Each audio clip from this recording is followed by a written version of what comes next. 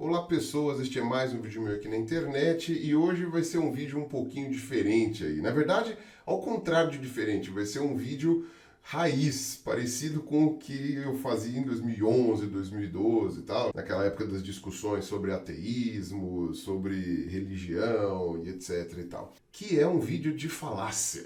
Olha só, hein? Que coisa, nunca mais o pessoal cita direito essas falácias, agora as falácias são usadas à vontade em tudo quanto é canto, todo mundo fica listando falácia até não poder mais, né? Até um amigo meu falava na época que era a falácia do apelo à falácia, né? Ou seja, você está apelando, dizendo que é uma falácia quando não necessariamente é, enfim. Ficou aquela coisa bizarra, né?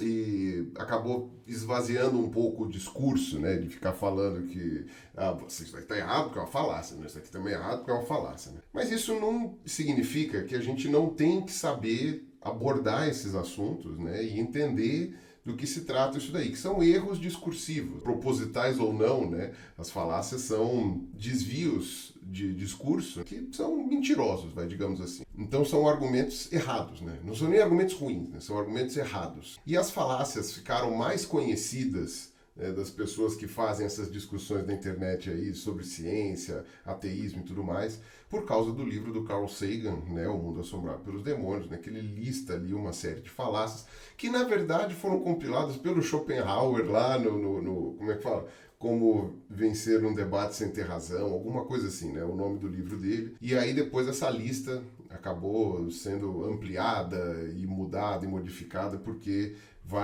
aí é a obra do pessoal da filosofia, né? Aí já não entra mais na questão da ciência ou da religião e tudo mais, né? E essa falácia que eu vou falar aqui, tecnicamente ela nem falácia é. E vocês vão entender por quê. Ela não está compilada em nenhuma das listas do Carl Sagan aí, ou qualquer outra, até porque ela surgiu depois da morte do Carl Sagan, que é a falácia da poça d'água, como vocês devem estar vendo aí no título do vídeo. Embora eu ainda não saiba exatamente como que eu vou colocar o título desse vídeo, mas não importa, vocês estão vendo aí. Essa falácia, na verdade, ela nasceu a partir de um texto do Douglas Adams, que é o autor do Guia do Mochileiro das Galáxias, e foi publicado em um livro póstumo, né, porque ele faleceu em 2001, e aí esse livro é de 2002, chama O Salmão da Dúvida, né, The Salmon of Doubt. Eu não sei nem se ele foi traduzido para o português, e lá, né, há alguns compilados de textos que foram encontrados no computador do Douglas Adams e tal, e aí tinha ali uma reflexão, e essa reflexão é a que embasou a criação dessa falácia, né? Eu vou ler aqui, né? Imagine uma poça d'água acordando um dia e pensando: que mundo interessante este em que me encontro, um buraco interessante, né, que serve direitinho. Na verdade, ele me serve tão perfeitamente bem que só pode ter sido feito para eu caber nele. Então a água pensando, né, sobre o buraco lá, né, que forma a poça d'água. Essa é uma ideia tão poderosa que, enquanto o sol nasce no céu e o ar se aquece e gradualmente a poça vai ficando menor e menor, ela ainda se agarra desesperadamente à noção de que tudo dará certo, porque o mundo foi criado para tê-la dentro dele. Assim, o momento em que ela desaparece por completo a pega de surpresa. Eu acho que isso é algo que nós devemos estar de olho. Então, você vê que é uma reflexão aí sobre a água, né, e a sua existência, que claramente está fazendo aí uma analogia à religião, né, a pessoa que pensa que o mundo foi criado para ela, quando na verdade o que você tem ali seria, né, no caso da poça d'água, simplesmente uma consequência da condição fluida, né, da condição líquida da água. A água ou qualquer outro elemento que esteja em estado líquido vai se amoldar, né, por causa do seu estado, à superfície sólida em que ela esteja apoiada, né? E no caso, a água se amolda ao buraco, e não é que o buraco foi feito para a água, né? No caso, era só uma consequência das leis da química e da física. Então seria aí uma analogia, né, às pessoas que acreditam que o universo foi criado para elas, foi criado para que elas existissem e por isso tudo é perfeito, o caramba quatro, e não que fosse o contrário.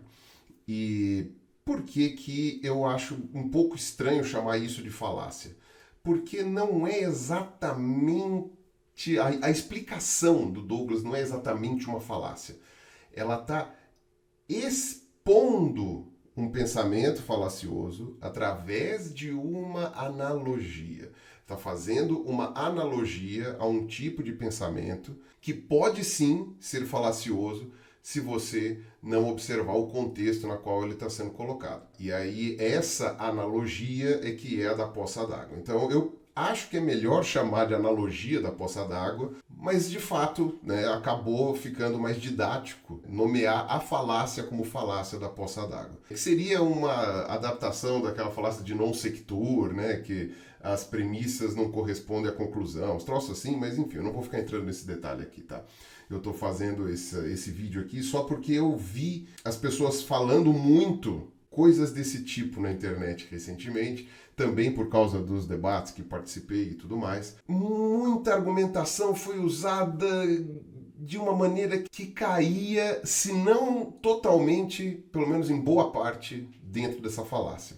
E, em última instância, é um desdobramento de uma teleologia aristotélica. Se vocês não sabem o que é uma teleologia, né, aquele pensamento de que as coisas que existem para um fim que tenha sido planejado previamente. Eu falo bastante de teleologia na minha série Criacionismo, especialmente nos primeiros vídeos, em que eu explico que a teleologia foi o princípio mais difícil de quebrar da lógica aristotélica, né? E que a biologia como nós conhecemos, ela só pôde ser elaborada e estruturada quando nós finalmente conseguimos vencer digamos assim, esses paradigmas aristotélicos que imperavam, né, nas ciências naturais até então. Então, se você for ver, né, esse exemplo aí que a falácia tenta fazer uma analogia, não muda muito aí da ideia aristotélica pura, digamos assim. E aí talvez alguém esteja perguntando, e alguém não, muita gente vai estar falando, pô, Prior, mas está comparando uma poça d'água com o universo, né? É uma coisa meio forçada, né? Bom, analogias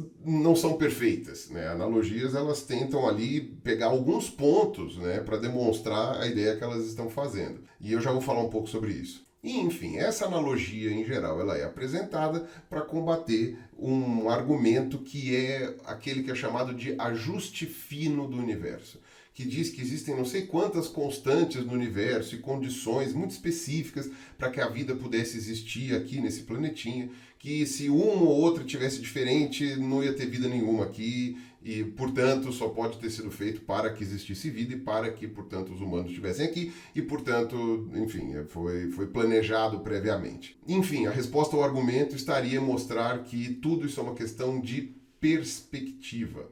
Então, se me permite fazer uma outra analogia, né, e essa daí já é bem conhecida, né? Imagina que você está na estação de trem, esperando, né, o trem chegar, e você está parado na estação, tá? Eu vou desconsiderar aqui o movimento de rotação da Terra, de translação da Terra, o movimento do sistema solar no universo, enfim, finge que você está parado, tá? Você está parado na estação de trem. E o trem passa reto, né? O trem, você percebe estando do lado de fora que ele está em movimento. Você vê ele se movendo e todo o resto está parado em relação ao seu ponto de vista. Quando você está dentro do trem, é o contrário. Porque você está parado dentro do trem. Você não se mexe em relação ao vagão. O que está se mexendo é o que está do lado de fora. É a paisagem. Óbvio, né? Como você entrou no trem de alguma forma, você sabe o que é que está se mexendo. Se é o trem ou se é a paisagem, né? As pessoas conseguem ter essa percepção.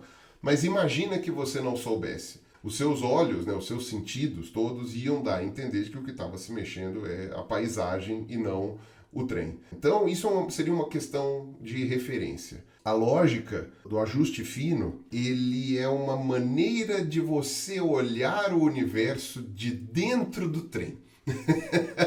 Então, não é que o universo teria sido feito para que nós pudéssemos existir. Seríamos nós que teríamos características que só são possíveis porque o universo é do jeito que é.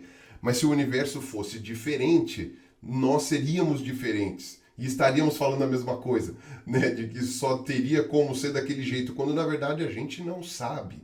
A gente não sabe se poderia ser de outra maneira, porque você não tem outro universo para comparar. Você não sabe como poderia ser um universo que tivesse, sei lá, outros tipos de partícula, outros tipos de elemento, né, núcleos de átomos diferentes e outras coisas. A gente não sabe como seria. Né? A gente pode apenas postular, e aí isso entra mais na parte da filosofia do que da ciência ou da religião. Ainda que tenha parte científica com relação a isso também. Né? Você postula, mas você ainda pode usar isso daí, né, do ponto de vista científico também.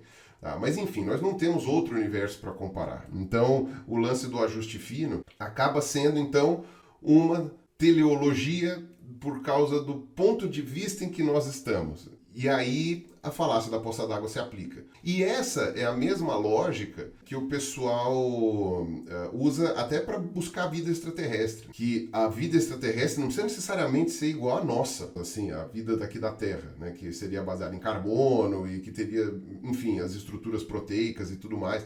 Não precisaria ser necessariamente dessa forma, poderia ser de outra forma, e nós aqui, por ignorância, não sabemos outra maneira de ser, porque a gente só consegue comparar com aquilo que a gente conhece. E aquilo que a gente conhece é a nossa forma de vida, né? As formas de vida aqui da Terra, que são essencialmente todas usam a mesma base, né? E é o universo que a gente tem, com as leis da física que a gente tem, que a gente conhece até agora, né? Porque eles sempre vão descobrindo coisas novas, né? Bom, eu achei na internet uma resposta religiosa para essa falácia, né? No caso, para essa analogia, né? Enfim, da poça d'água, dizendo que, no caso, ela é ruim porque sempre vai ter um buraco. Não importa o formato do buraco. Ele pode ser redondo, quadrado, triangular, irregular para a direita, irregular para a esquerda, raso, fundo.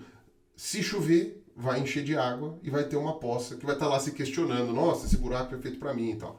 E a resposta dessas pessoas aí, né, desse site cristão, é de que, no caso dos universos, né, possíveis, só um poderia dar certo, que é o nosso. E todos os outros universos que funcionassem de outra maneira, em que a matéria estivesse organizada de outra maneira, não seria possível ter vida. Então não é como a analogia da poça d'água, em que, independente do formato do buraco, você tem uma poça. Né? Enquanto que, no caso do universo, não é independente do tipo de universo. Né? E aí você vai ter vida. Eu não vou dizer que isso prova ou desprova qualquer coisa. Isso aqui é uma discussão filosófica.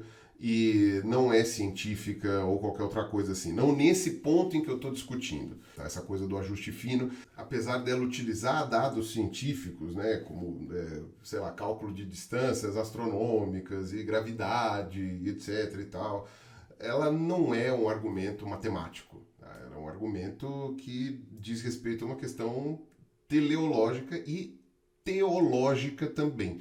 Porque quem usa esse argumento usualmente está querendo provar um ponto religioso. Eu estava vendo agora, eu acho que o áudio desse vídeo ficou uma porcaria. Eu estou usando o mesmo microfone, mas eu estou usando outro computador, né? O computador que a Terabyte me deu. Só que eu precisava configurar direito o OBS, eu estou achando que eu configurei errado. E esse microfone aqui eu teria que ter mexido nele para o áudio ficar bom. Tá captando por ele, isso eu tenho certeza, mas acho que o áudio não ficou bom. Eu vou tentar passar naqueles autotunes lá, aqueles corretores de áudio lá da Adobe e tal, mas geralmente não fica bom. E é estranho, porque geralmente quando eu passo, fica parecendo que eu tenho a língua presa. Né? Enfim. O lance do ajuste fino diz respeito, por exemplo, ao jeito como o universo se processa e as leis da física, da química e tudo mais. Então isso acaba entrando naquelas áreas, né, dos estudiosos que vão lá para o começo lá da origem do universo, né, ou o Big Bang, né, que não diz respeito à origem do universo, né, olha só, o Felipe Heim que me explicou, tá? Então vocês vão lá, olhem no canal dele, perguntem lá. E aí entra numa área que para mim é árida, né, não é uma coisa que eu conheça. Porém, quando você sai dessa questão do início do universo e tudo mais, outras características que são colocadas dentro do lance do ajuste fino são claramente colocáveis, né, ou ilustráveis pela analogia da poça d'água do Douglas Adams, mas perfeitamente. Um exemplo muito bom é o lance do planeta Terra, que ele está na posição certinha da distância do Sol, que permite a formação de água líquida, e a vida depende de água, né, formada de água, né, em sua maioria, etc. O tamanho do planeta, que permite uma gravidade X, que permite, então, que tenha uma atmosfera e, portanto, e um giro que seja perfeito para não ficar nem muito tempo de dia e nem muito tempo de noite, e aí o movimento de translação ao redor do Sol para que você tenha as estações do ano.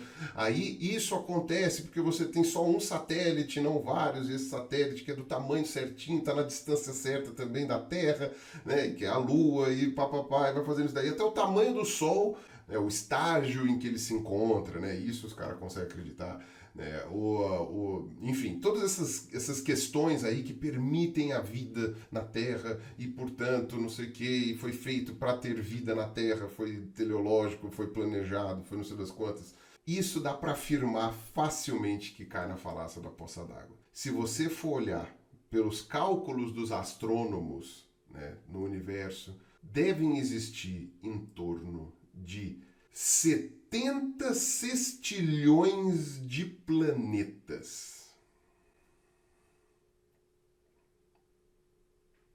70 sextilhões. É o número 7 seguido de 22 zeros. Eu achei essa conta aqui na internet, tá? Eu vi alguns que diziam que era 70 quintilhões, outros dizendo que eram 10 sextilhões, enfim. É um cálculo, né? É uma estimativa baseada na quantidade de galáxias que existem, que a gente consegue observar, e também é uma estimativa, porque não dá para contar. Seriam bilhões de galáxias, seriam 100 bilhões de galáxias, se não me engano. 200 bilhões. 200 bilhões de galáxias, e aí cada galáxia teria uma quantidade gigantesca de estrelas, e essa quantidade de estrelas, algumas teriam ali seus planetas orbitando, tá? Então aí você chega nesse número exorbitante aí.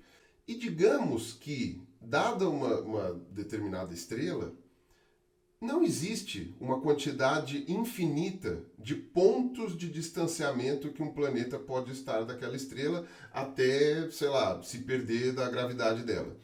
Não é um espaço infinito. E essas posições, elas podem ser ocupadas por planetas. E cada planeta vai ter um tamanho e vai orbitar uma determinada distância. Que, dado números dessa magnitude, dessa grandeza, de sextilhões, você tem praticamente, né, jogando dados e dados e dados por aí, posições das mais diversas que esses planetas podem ocupar em relação a esses sóis aí na qual eles orbitam. Se está mais perto, se está mais longe, se o planeta é maior, é menor. Certamente tem todas as possibilidades aí no universo. E não em quantidade de um exemplo, 2 exemplos, 3. Já fizeram os cálculos aí de, probabilisticamente, quantos planetas que permitem água líquida e que possuem um tamanho que possibilita uma atmosfera, pipipopó, não sei o que nem a Terra, podem existir no universo. Só por cálculo de probabilidade. Eu achei aqui também na internet agora procurando que só na nossa galáxia, na Via Láctea, podem haver 300 milhões de planetas que possuem condições similares aos da Terra. Tudo bem, isso é um cálculo. Né? Eu acho que de exoplaneta mesmo a gente conhece, acho que, sei lá, 5 mil, 7 mil, uma coisa assim, né? Que já foram observados ou calculados. Mas a estimativa, dada a quantidade de estrelas na nossa galáxia, a quantidade de planetas que existem no nosso Sol e a possibilidade de estrelas que possuem planetas, tal, o pessoal faz as contas lá, deu 300 milhões dentro dessa estimativa que eu vi aqui. Mas que não seja 300 milhões, que seja 200. Gente, é muito planeta. Então aí é jogar com números grandes. Você tem vários e vários planetas que podem obedecer às condições mínimas para vida, como nós conhecemos. Não estou nem falando de vida que seria composta, sei lá, por outros elementos, ou que, enfim, não tivesse ali na água, tivesse num outro tipo de líquido, alguma coisa assim. Eu estou falando só de vida similar à nossa. Então, no que diz respeito ao ajuste fino, entre aspas, do planeta Terra, é uma argumentação de falácia da poça d'água. Porque você tem sim uma probabilidade que não é pequena, é muito, muito alta, de ter bilhões de planetas similares à Terra, né, com essas características todas aí que foram levantadas e que, portanto, poderiam abrigar vida. Isto quer dizer, então, que você não deve usar o argumento do ajuste fino para nada, e portanto Deus não existe, e portanto não sei o quê, mas você falou que filosofia não prova nada. Calma, calma, calma. Para começar, não estou provando nada aqui. Eu estou demonstrando que determinados usos de uma argumentação caem sim dentro de uma falácia. E que a gente consegue demonstrar através de dados científicos, não filosóficos, dados científicos, que a forma de pensar no ajuste fino, no que diz respeito ao planeta Terra, tem a ver com o ponto de referência. É o lance do trem. Você está do lado de dentro do trem, achando que quem está andando é a paisagem, quando na verdade quem está se mexendo é você. O trem é que está mexendo e não quem está do lado de fora, e não a paisagem. Portanto, isso dá para afirmar que é um pensamento com uma lógica invertida. Ele está partindo de uma premissa errada e, portanto, seria a falácia do non sequitur, lá, uma coisa assim, eu não me lembro mais. No que diz respeito à origem do universo, essas coisas todas, aí eu acho que o negócio não é tão simples, porque a gente não sabe quantos universos existem de fato, se é que existe mais de um universo. A gente não sabe como poderiam ser outros universos que não esse aqui. Enfim, aí seria um uso da argumentação do ajuste fino, que a gente poderia até dizer que seria um tipo de falácia do apelo à ignorância, vai? Porque a gente não sabe como seriam os outros universos, se é que poderia ser, e etc. Tá? Então eu não vou nem usar essa parte aqui no vídeo como sendo relevante. Mas na parte dos planetas, a gente consegue sim dizer que é uma falácia da poça d'água. Não é meramente uma ignorância, porque a gente tem aí os outros planetas, os outros sóis, as outras galáxias aí para conseguir observar e conseguir inferir as coisas que a gente sabe. Tá? A gente não precisa ficar imaginando como seria uma outra galáxia. A gente consegue ver e estudá-las, né? E essa falácia da poça d'água é interessante porque ela pode ser vista também e aplicada, inclusive para coisas mundanas, digamos assim, para o nosso dia a dia. Tá? Eu acho que foi o Christopher Hitchens que deu o exemplo do ônibus, né? Que o ônibus passou quando você ainda estava para chegar no ponto, né? E aí você perdeu o ônibus. E fica aquela coisa, né? Tipo, nossa, não era para eu pegar esse ônibus, o mundo está conspirando para eu não ir trabalhar ou estudar, ou sei lá para onde que você estava indo de ônibus. E vale também para o ônibus atrasar, né? O ônibus atrasou e isso acabou fazendo eu perder um compromisso e era para ser, porque não sei o que, papapó. De alguma maneira é uma certa teleologia, né? É uma falácia da poça d'água no sentido de que as coisas estão ajustadas para você, ainda que você não entenda como, né? Então você tem ali o ônibus atrasado. Quando na verdade, se você for atrás, é só você ir ver que às vezes você que chegou atrasado no ponto de ônibus, o ônibus não está errado, o coitado do motorista passou na hora certa, você que estava atrasado, sei lá, porque você parou para amarrar o tênis, não sei. Ou o ônibus atrasou porque, sei lá, tiveram um problema, alguém passou mal no ônibus 2 pontos para trás, ou na hora que ele estava saindo da garagem lá, e aí eles tiveram que resolver. Enfim, não é por sua causa. E é louco, porque é esse tipo de pensamento da falácia da poça d'água, quando ele é aplicado à nossa vida individual, no que diz respeito a coisas corriqueiras, que permite a existência, por exemplo, de um monte de vidente picareta que tem por aí, né? Um monte de vigarista. Porque isso é uma boa aplicação, digamos assim, do efeito Forer. O efeito Forer, que já foi descrito, qualquer vídeo que vocês acharem aí que for falar de astrologia, vai comentar do efeito Forer, que é você dar uma descrição genérica o suficiente para a pessoa, né, no que diz respeito ao seu signo, ou ao seu futuro, ou qualquer coisa assim, e essa pessoa vai adaptar essa descrição à vida dela. Então você pega qualquer pessoa aí e fala para ela, olha, você é uma pessoa muito calma, mas você pode perder as estribeiras de vez em quando alguma coisa dá errado na sua vida. Ao mesmo tempo, você sofre muito por causa de um amor que não foi bem resolvido, mas pode ser que haja uma outra pessoa aí no caminho.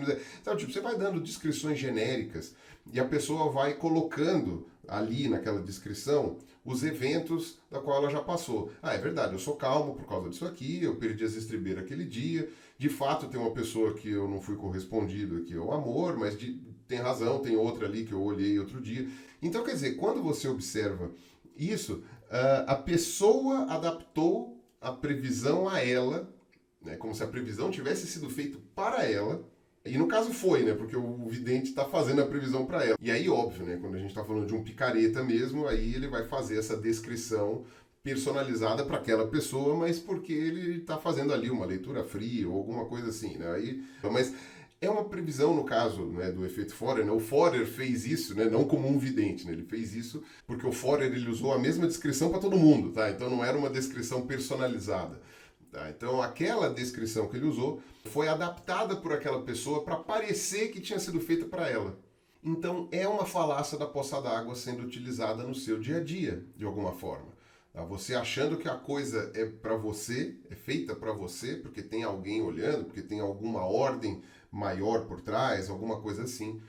E, portanto, aquilo parece encaixar direitinho com o que você pensava, ou enfim, com o seu ponto de vista. Por quê? Porque você está dentro do trem. Né? Você não está do lado de fora vendo o trem passar e vendo que quem está andando não é a paisagem, é você. Para concluir, eu estou aqui demonstrando que Deus não existe. Eu estou aqui provando. Bom, provar vocês já viram que eu não estou provando nada. Tá? Eu não estou provando nada porque isso é impossível. Mas eu estou demonstrando que Deus não existe? Não. Claro, a minha argumentação aqui pode ser utilizada para o ateísmo. É que no meu caso aqui agora não é para isso que eu estou usando. Ela poderia ser utilizada para o ateísmo, mas não apenas. Eu consigo imaginar várias pessoas religiosas mesmo, né? Não estou nem dizendo que é só que acreditam em Deus, pessoas religiosas usando essa minha explicação agora para demonstrar que, de fato, o argumento do ajuste fino é uma falácia da poça d'água. Na verdade, o ponto que eu queria demonstrar aqui é que o argumento do ajuste fino, ele não necessariamente é verdadeiro. E quando você chega nessa numeração de ajuste fino para o planeta, né, para a posição no sistema solar, o tamanho do Sol, o tamanho da Lua, tal, não sei o quê, quando você chega nisso, aí você consegue, enfim, eu consigo demonstrar que o argumento do ajuste fino ele não se encaixa mesmo. De novo, não é que ele está errado, mas ele não serve para nada, no sentido de descrever o que é observado. De fato, a Terra tem ali condições que são perfeitas para a vida que surgiu na Terra.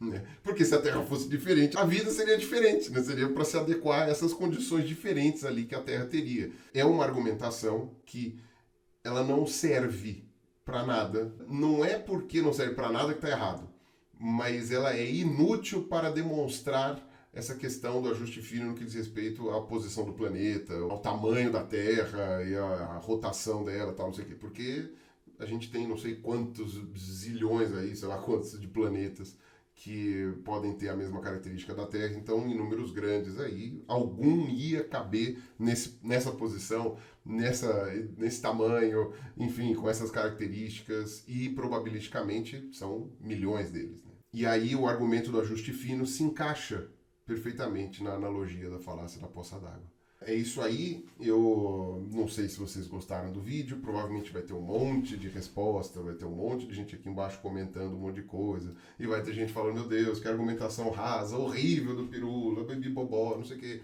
Estejam livres, estamos na internet aqui, no YouTube, é assim que a coisa funciona, tá? Sustento o meu ponto. Se você discorda, coloque aí embaixo os seus comentários. Ou então grava os vídeos resposta, tal. Só não prometo que eu vou ouvir, mas grava aí, faz do seu jeito aí, não tem problema nenhum, tá? E eu tentei ser o máximo vai. É aquilo que. Eu não me lembro agora quem que disse isso, se foi até o próprio Schopenhauer, que você tem que ter o princípio num debate ou numa argumentação, tal, não sei o que, você tem que ter o princípio da boa vontade, alguma coisa assim, de que você tem que pegar o argumento da pessoa e tentar interpretar na melhor das possibilidades, com a maior boa vontade possível. E aí, a partir daquilo, você elabora uma refutação ou uma resposta. Então, eu tentei fazer, digamos assim, esse método aí da boa vontade com os argumentos. Eu peguei o melhor das intenções, no mais benevolente dos pontos de vista, pelo menos que eu consegui enxergar.